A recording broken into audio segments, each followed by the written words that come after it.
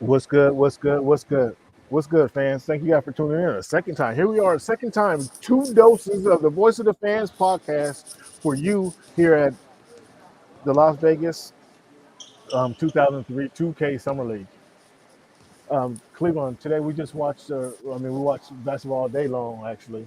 But today, just now, we just got finished watching the Los Angeles Lakers outlast the Los Angeles Clippers.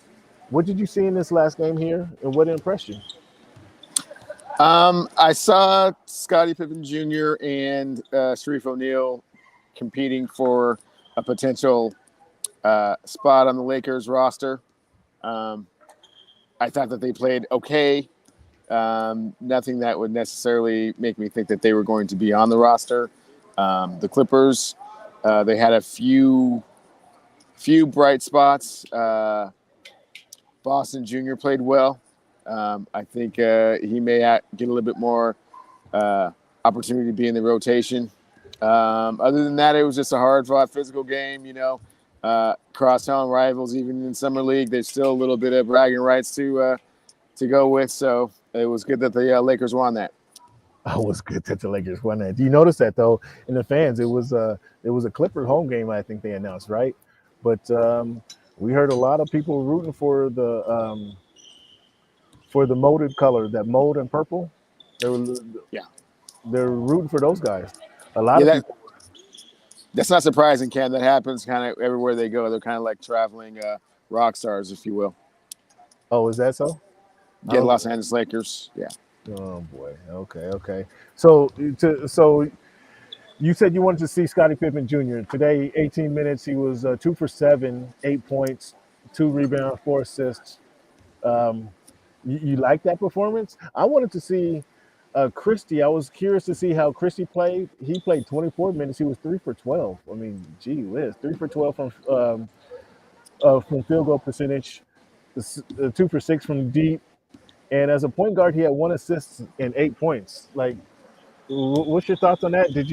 Were you concerned? Did that concern you at all?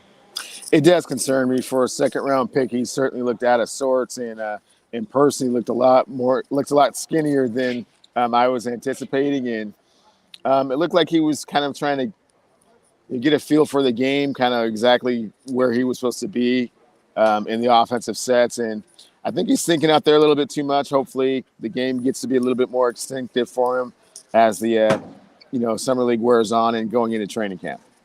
Oh, so now there's an advantage to having guys 2 years in the league and some. No, Christie is. I said second round pick. Oh, I'm sorry. Yeah. I'm sorry. So, but there is an advantage for having this guy, the second round pick in the summer league playing. Most definitely. It's a chance to audition and kind of see what his strengths and weaknesses are.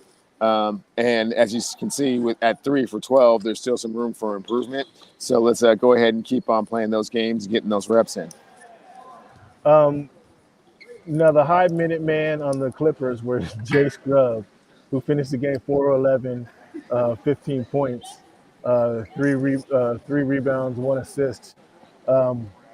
He had 30 minutes, but only had 15 points. And that's 20 minutes. Brandon Boston Jr.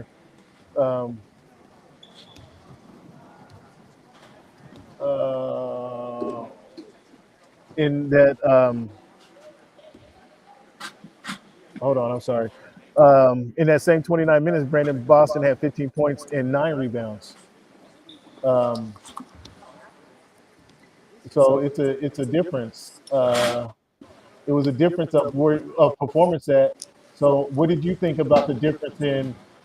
They both played a combined 59 minutes, but then my man Scrubb had 15 points, or he had 15 points on 4-11 shooting. Boston had 15 points on 3 for 12. What did you think of that difference there? I don't make too much of those type of discrepancies or stats when you're talking about summer league.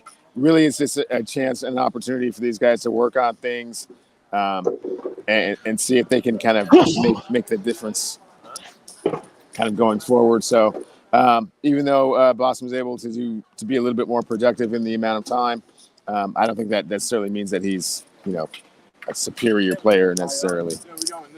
I disagree.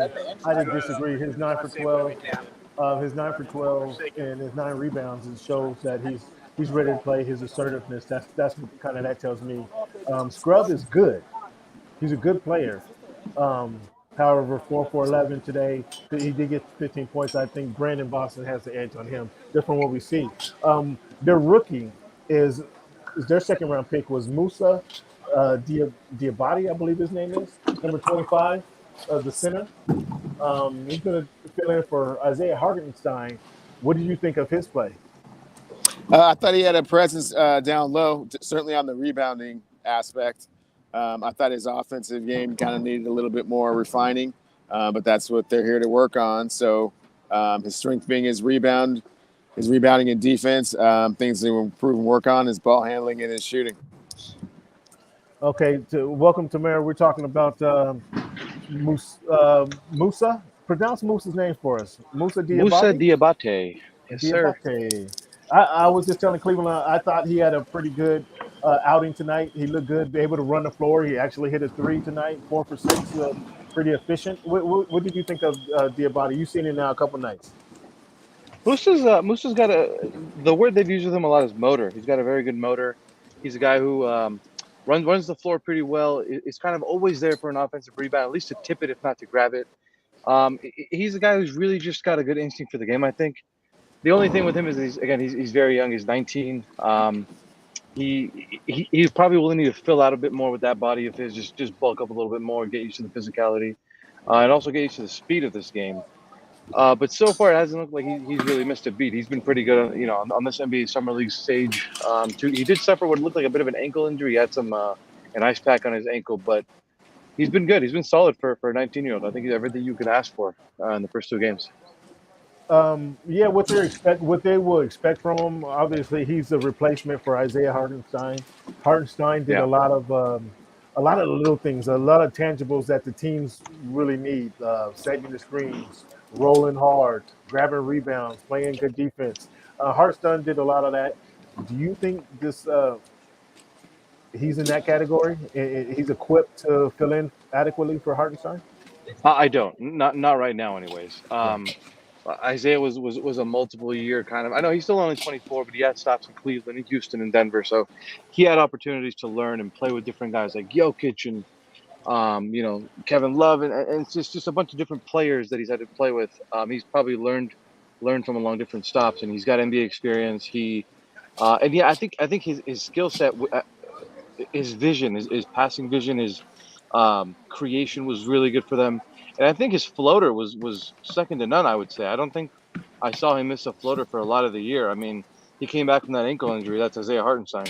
And he kind of, he missed a few chip shots here and there trying to get back to his rhythm. But that float shot, that little 5 to 10 footer, right, in there, I mean, you saw in the painted area, he was knocking them down all year. So Hartenstein brings something a lot more than Musa. But again, Musa's 19. He's going to have time to grow into his own. I think the Clippers will still have to probably add another big man to this team because I don't think Musa's ready for that backup center spot. He's also a little bit undersized, so I might want to, I think you could see him being used more as the 4 as opposed to the 5. Okay. So add another big man because they are thin in that big man area without Isaiah. So that'd be interesting if they do bring somebody on. Any thoughts of who they might bring on for that? Oh, I mean, there's a number of free agents that are out there. I don't know, if there's mutual interest or anything like that. But, Hassan Whiteside is a name that's probably adequate at the backup center position. Thomas Bryant, I thought would have been good before he signed with the Lakers. Yeah, Dwight Howard, in limited minutes, I think he's pretty good. He's still, got some of that old Dwight. He's a good kind of shot blocker, rim protector. As long as you don't make him leave the paint too often, you should be okay. So I think there are centers that are good out there. I mean, I know this isn't a very popular one, but DeMarcus Cousins is a guy who fit very well with this locker room. He did a couple years ago. They really enjoyed him. He stood up for PG a couple times, and that was someone that they really enjoyed having here. So I know he's not the best defensive center, but he's a good locker room guy. Can give you a few spot minutes here and there. Again, because Zoo is your center. And Yeah, Ty also doesn't like to use centers all the time. So you're not looking for a guy to play 20, 25 minutes. You're looking for a guy to play spot minutes here and there behind Zook. So got you, I think got any you. of those guys could work. Um, yeah, that's pretty good. I think out of the names that you picked, I think because there is a relationship, a previous relationship, I think DeMarcus Cousins might be the better option. Right. Exactly as you mentioned, DeMarcus is going to be able to score, and that's the ties offense is trying to get some points rather than body somebody up and play the defense because Zoo's going to do that. And when they put Zoo Right. out, they're going to want somebody to get some points up. Tamir, man, I'm sorry I didn't give you the proper introduction. Oh, Tamir you're good. Azarly, Tamir Azarly, clutch points. Tamir covers the Clippers, covers the NBA. You was all 6 games in the NBA Finals, back and forth to Boston. Yep. Every single media day, back and forth, Boston to San Francisco. Yeah, it was really fun. It was awesome. It was my first although, NBA Finals. It was a hell of an experience. although I saw you only a couple times in San Francisco. I don't know where the heck you were. I I mean, maybe saw that's your fault. I was there. Maybe I you were was messing around the wrong neck of the woods at a Chase Center, but I um, was chasing. I put in my 7 hours at Chase Center for each game. I did that. Um, no, and I say all that to say that you're an astute NBA writer. thank you. I appreciate Um, that. Adrian Wojnarowski came out and said the play-in tournament is now forever. What's your thoughts on the play-in tournament and having that as a part of the game moving forward? The playing tournament. I mean, I'm a fan of it. I mean, I think when you get down to like March, you clearly know which teams are going to tank. Hmm. Um, and I think that, well, at least before the playing tournament. And I think Okay. now you kind of there's a bit more of an incentive for teams to try and to fight for that spot. We saw New Orleans and San Antonio playing up until the final kind of games of the season, trying to make that final play-in spot. And I thought that was just fun. It was fun. It made for good basketball. New Orleans was able to upset the Clippers. They then beat the Suns a couple times, gave them a nice scare. So I thought it was good fun basketball. Like think about this. Like the Pelicans didn't have Zion Williamson all year. Their trajectory for most of the year was pretty down. They had a really bad start. They traded for CJ McCollum, and even then they weren't really winning games right away. And then something clicked with Brandon Ingram, Willie Green, and CJ McCollum. That team, Jose Alvarado gave them a spark. And, when you think about how they started that year, I think it was like 1-11. Zion didn't know when he would come back, and now like I think the end of season was just so hyped for them. Like they were like, all right, we took the previous NBA final, Western Conference champions to 6 games. We could have taken them out. We were close. Now we're getting Zion back to that team. Like I think that their trajectory just changed. Their kind of outlook on the season changed, and that's because they got the playing tournament. They were able to get that 10 seed, able to beat Okay. the Clippers, take the Suns. So I think like Okay. when you look at like their season, I think they have a more positive outlook on their season Sure. because of the playing tournament that Because played they a part want to in play. it. Yeah, So yeah, yeah. That's interesting. Cleveland, what's your thoughts on the plan? I love the playing tournament. It gives everybody opportunity. It gives everybody optimism going down the stretch that they can get into it. And I think that, like you're saying, that for teams that just need a spark, that opportunity is what they need, and I'm glad that it's here to stay. I can't say I'm excited about the play-in tournament. I'm like, I can't even fake that. why is that? I do like the part where it eliminates the tanking. It's not as it's not as you got something to play for. Those teams 8 through 10 have something to play for late in the season. I do like that aspect, but we don't need it more. We don't need a tournament. The season needs to be less. It doesn't need to. We don't need to add games to the season, in my opinion. The season should be shortened, not lengthened. Well, I think I would agree with the shorter, not lengthened thing. I would just say not necessarily shorten, maybe more spread out, meaning less back to back. Start the season a little earlier, maybe cut down on the preseason games, which I know they did. But I think if you just like what Adam Silver said the other day, we were about tanking and having not tanking, but guys sitting out games, load Yeah, managing games. load management. I'm Yeah, like, yeah. well, you gave a team like the Clippers, who you knew have 2 stars, you gave them like 5, 5, and 7s. Yeah, Other yeah. teams had 4, 5, and 7s, three, 5, and 7. Like that's a lot of games in a Tell the small people. Tell the period. people what you mean. Tell the people what you mean when you say 5 and 7.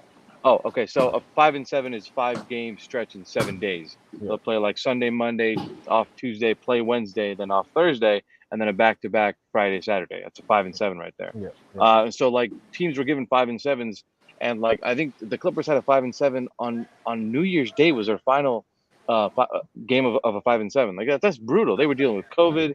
They had New Year celebrations in midair from Toronto to Brooklyn. So like it's just you got to reduce the amount of 5 and 7s for one, and the amount of back-to-backs. I will say those two have got to be reduced. I don't think completely eliminate them, but just reduce them. And Mr. Jason agrees with you. Less back-to-back games and spread out the season. I think though, if you remember, think back to the shortened season because of the lockout. Was that 2012, 2011, 12? When they 11, had 12, yes. That season was 65 games, if I remember It correctly. was 66.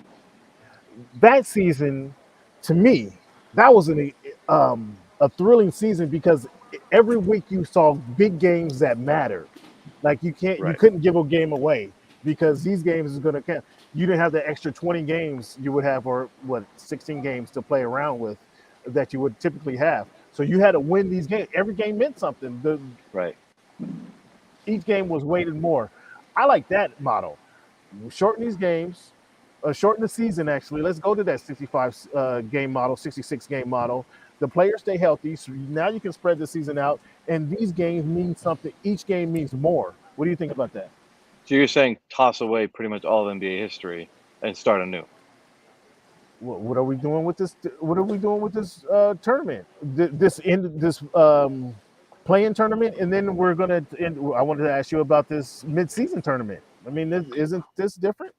I mean, again, I'm all in favor of giving guys more rest, and I guess the argument is if you're going to keep it at 82 games and keep the 5 and 7s and keep the back-to-backs, then you have to be fine with guys load managing, and I guess maybe just be a little more forward about it.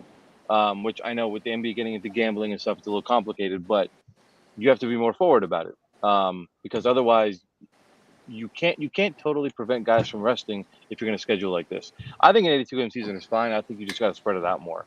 So like so we're playing for the beginning of November. But we're playing for the beginning of November to May, to the end of May. No, you got to start earlier. So maybe start early October, October 4th, October 4th, 5th, something like that, and then you can go back and go all the way to April 15th. Cleveland, be the mediator between us. I think that game when we started, Christmas Day, and it was a shotgun approach until the middle of May. I thought that was a great approach. That season to me, and the way I look back at that season, it was just exciting basketball every other night. What do you think, Cleveland?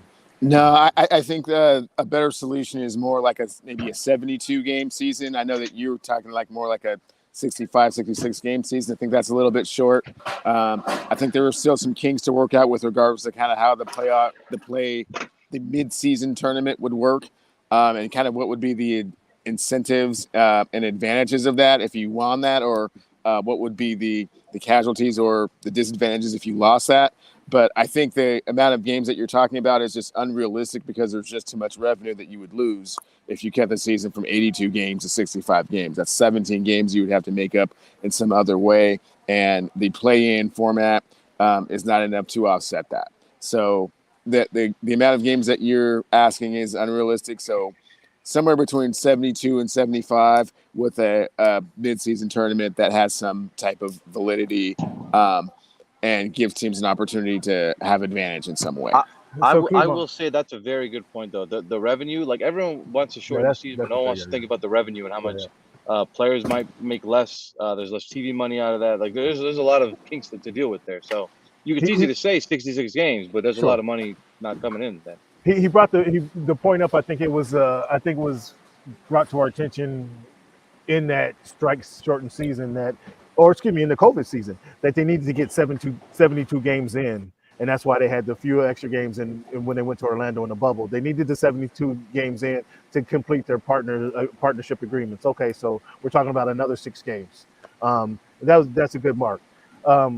Nonetheless, another thing that was talked about today was the Board of Governors expecting to pass a rule penalizing the take foul. I like this. The take foul, I thought, was ruining basketball, and now the take foul gives them the free throws, or proposed ruling, give them the free throws and the ball. I like that. What do you think, Tamir? Hallelujah. Hallelujah. Man, so many possessions. Yeah. So when you come out to watch a game, I remember like when a guy got out on a fast break, you were just like, oh, here we go, showtime. Let's see. What are we gonna do? And now it's just. Yeah. Yeah. All right, stop the Oh, possession. And yeah. and don't get me wrong, from a defensive standpoint, that's fine. Don't let him score. You're not supposed to let guys score easy, 100%. Sure. But Sure. just when people are paying for entertainment, and that's what this is. It's entertainment at the end of the day. That's counter. That's not what you want for the game. And so I think that that's a good rule. It hopefully does reduce it. Yeah. Um, you know, I think teams will forget right away at the start of the season. Teams will be like, Right. ah, damn, I Right. forgot about it, Right. and Right. still Right. do it. And then maybe like after a month or so, we'll see guys, kind of back off of that because free points are free points, and you don't really want to give those away. But Yeah. I'm Yeah. ecstatic about the rule. I'm ecstatic Yeah, about you that. don't want to give the ball back, and that's a severe penalty for the BS take foul. Stop it. I'm glad. Yes, good job, Adam. Good job, Adam. Good job. Good job. Um, the reason we're here, well, not the reason we're here for Summer League. We have a few different people's opinion of Summer League. Tomer, what's your opinion of Summer League and how it impacts the team and the flow of these players? What I think about summer league as it pertains to the team and the players? You mean The specifically? team, yeah, the team and the players specifically. Yeah. I mean, a lot of guys here are not going to get opportunities to play on the NBA level, and a lot might not even get the G League level. So this is fantastic for them. There's a lot of guys who, like Jason Preston. If this wasn't a thing, he'd have to wait all the way till next year just to play. Right. Yeah. So there's a bunch of opportunity. We talked to Fee earlier today. Fee's like another guy who's trying to make a roster. It's a great chance for him to show out. He put out 20 and 13 today. So um, it's a good opportunity. I like what it does. I like the kind of the opportunity it provides a lot of players to showcase their skills. Who was I think it was his name was Matt Ryan on the Celtics the other day with a buzzer beating bank shot and Right. talked Yeah. about how Yeah. he was driving DoorDash a year ago and now he's doing this. Exactly. It's a Tribute. fantastic opportunity. Yeah, yeah, Maybe he won't exactly. make the team. Who knows? But that's just a fantastic opportunity for him. Like he's never going to forget that moment.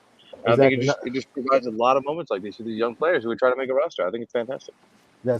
you're exactly right. I just wanted to get your feedback because again, why we're here.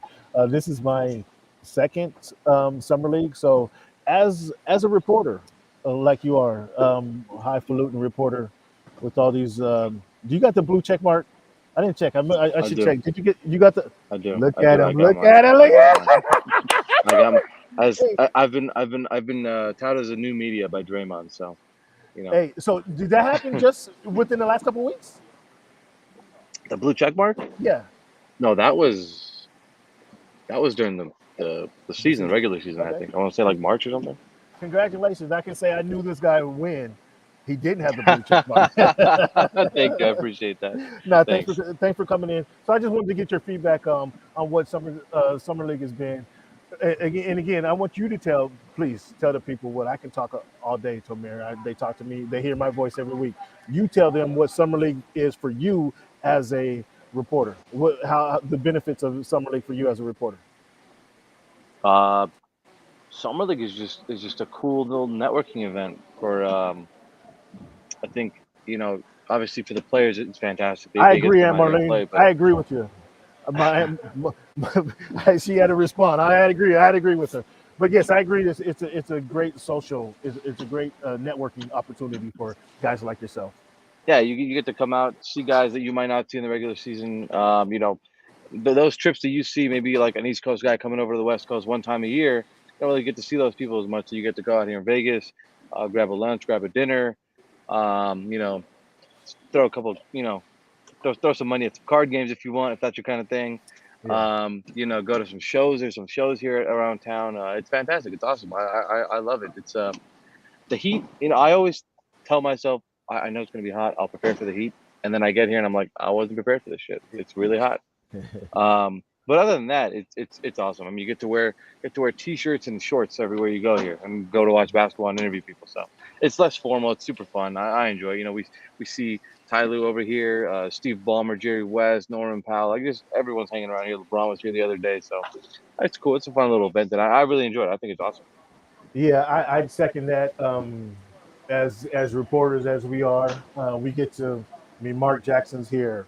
Nate McMillan, get a chance to talk to him. Exonic, get a chance to rub elbows with him, talk to him. So you get to talk to a lot of who's who in basketball, and they all come down. And the thing I like about the NBA, it's a community, and this is one of the opportunities. You saw that at the at the finals. The community atmosphere, everybody kind of come together to enjoy Right. themselves, and it's a lot of the same thing here. It's a lot more relaxed because it is a summer league. It is a summer, Yeah. so it's a lot more relaxed. You get a chance to talk to people, pull people aside. We get Tomer. I've been trying to get Tomer on my podcast. Actually, Tomer came on my podcast, so I'm not gonna throw him I under the did. bus. I came on a, He came was on it a last year, I think? podcast.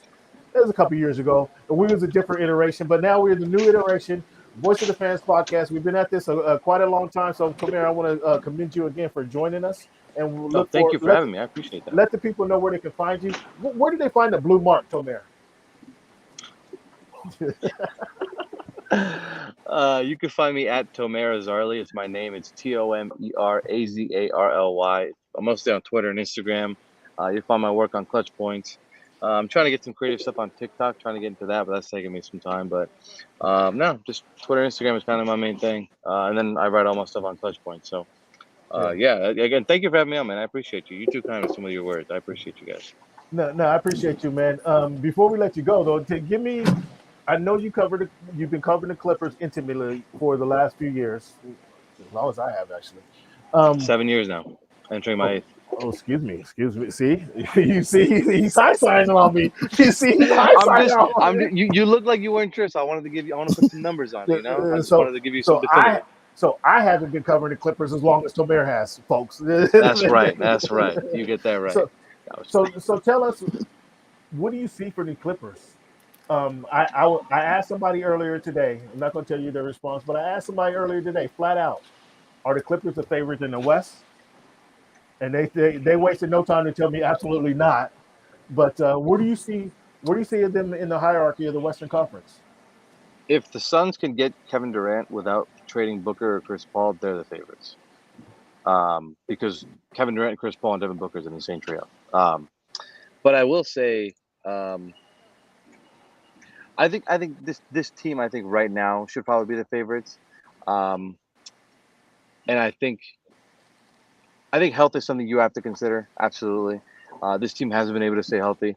That's kind of just the fact of the matter. It's not hating. It's not any of this or that. They haven't been able to stay healthy. They're entering year Absolutely. 4 of Kawhi and PG.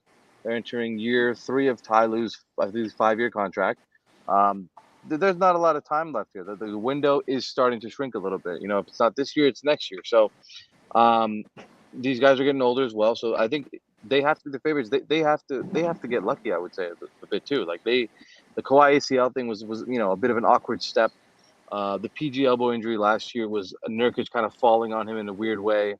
It's just a lot of unlucky kind of fluky injuries. And so even the Norman Powell thing, if you watch that when he got injured against Maxi Kleber in his 3rd game here, he like landed on his toe and then Kleber stepped on his toe and he just like fractured. It was just like a fluky injury. So A lot of just folks, got to yeah. stay healthy. You got to stay healthy. And if they're able to stay healthy, I think they'll be the favorites.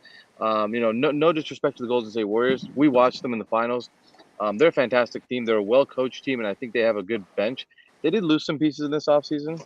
And I think that while they figured out the Boston Celtics, I think the Celtics didn't do a great job of exploiting some of this Warriors' weaknesses, which I think was their athleticism. They weren't super athletic, and I think Boston kind of used that at first, and then I think the Warriors figured them out, and then from then on, it was kind of over. So I So think like while the Warriors are the defending Western Conference, defending NBA champions, excuse me, yeah, I think they do have some shortcomings. They did lose some guys, but I wouldn't be surprised if the Warriors get back to the finals and win again. I just think on paper, when healthy, the Clippers are probably the best team. This is probably the best roster the Clippers have had in their entire history. it is So, without question, without question.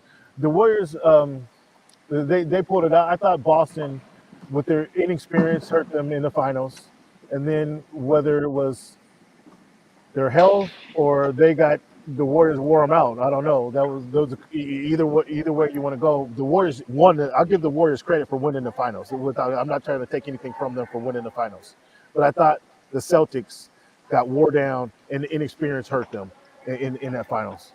but I think when I have to look at his numbers, but it was Robert Williams who finished with I think like a positive plus minus when he was on the court for the Celtics. Like he was really effective. He Yeah, was just kind of limited because of that knee. He was just unable to play more than 24, 25 minutes. He was listed as questionable every time. They had to test him pregame.